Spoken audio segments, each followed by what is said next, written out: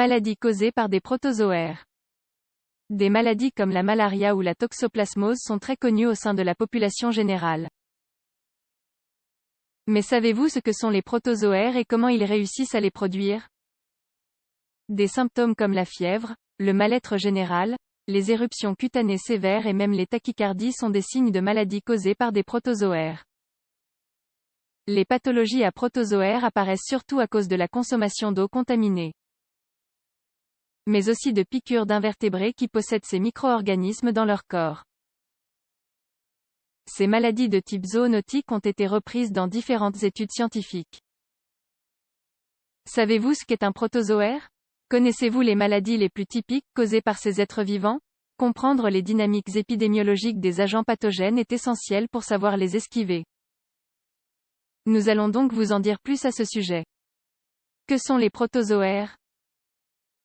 Les protozoaires sont des micro-organismes hétérotrophes, c'est-à-dire qu'ils se nourrissent de matière organique. Ils vivent dans des endroits humides, que ce soit dans des milieux complètement aquatiques ou sur des pellicules superficielles d'eau dans la terre. Selon des sources comme Clinical Microbiology Reviews, le règne des protozoaires se compose de 18 phyla différents qui comprennent environ 30 000 espèces.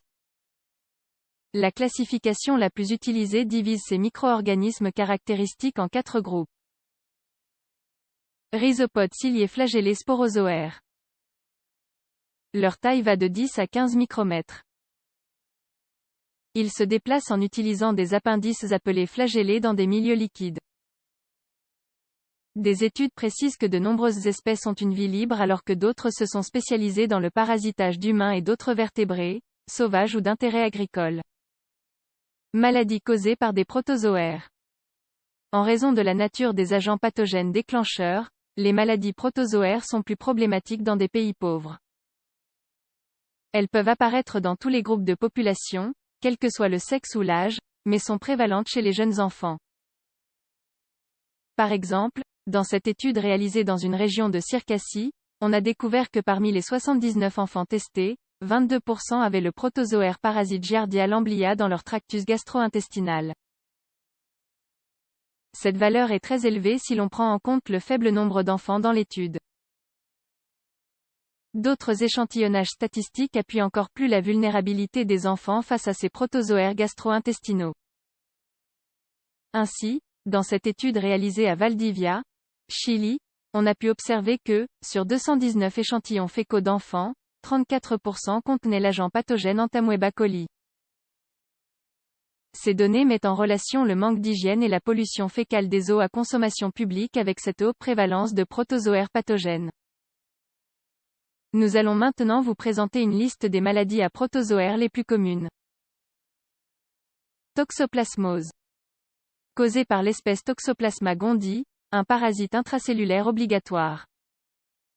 Ce protozoaire peut se présenter de façon asymptomatique chez l'être humain qui l'accueille mais le problème arrive quand il se transmet au fœtus d'une femme enceinte.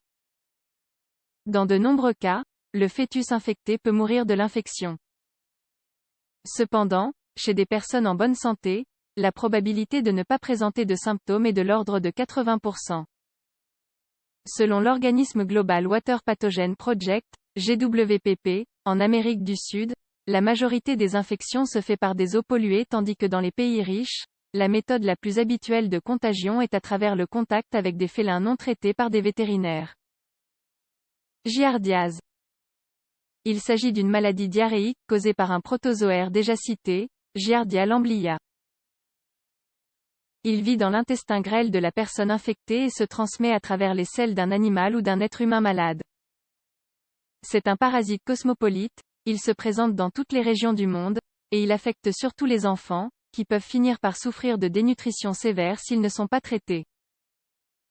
La giardiase provoque des symptômes comme des douleurs abdominales, des ballonnements et des diarrhées abondantes. Trypanosomiase. La trypanosomiase humaine africaine ou maladie du sommeil est une pathologie causée par des protozoaires du genre Trypanosoma. Selon l'Organisation mondiale de la santé, OMS, son taux de létalité serait de 100% chez des patients non traités. L'infection se fait à travers la piqûre d'une mouche tsetse qui contient l'agent pathogène. elle provoque des symptômes qui incluent, dans un premier temps, des ulcères cutanés, puis de la fièvre, des maux de tête, une anémie, une faiblesse du système circulatoire et une perte de poids. Malaria. La malaria est une pathologie causée par le parasite protozoaire du genre Plasmodium. Cet agent pathogène est dans le point de mire de nombreuses ONG car, en Afrique occidentale, on a calculé que plus de 2 millions de personnes mouraient tous les ans à cause de cette maladie. Parmi elles, 75% sont des enfants.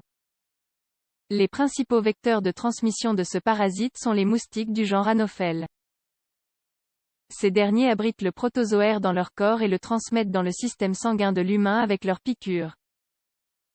Les symptômes sont très variés et vont de la fièvre et des frissons jusqu'aux nausées, vomissements et tout avec du sang.